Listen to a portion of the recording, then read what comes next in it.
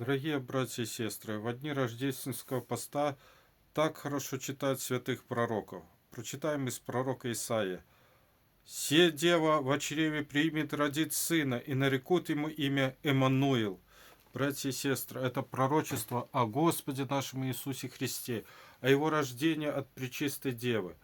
Есть такой христианский гимн «Гряди, гряди, Эммануил».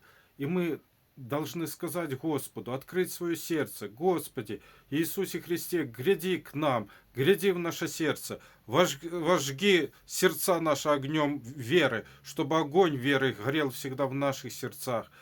Каждый человек на этой земле страдает, у каждого какие-то скорбные обстоятельства. Но если вспомнить о Господе, что Он пришел ради нас, если вспомнить о Нем, если взять в руки Святое Евангелие и прочитать его, мы услышим слова Божии. Наше сердце коснется благодати Божией.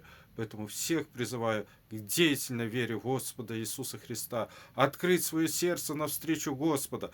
Давайте скажем: гряди, Господь, в мое сердце, гряди в мою душу, очисти меня от множества моих грехов. Даруй мне покаяние, даруй мне спасение, даруй мне благодать Твою.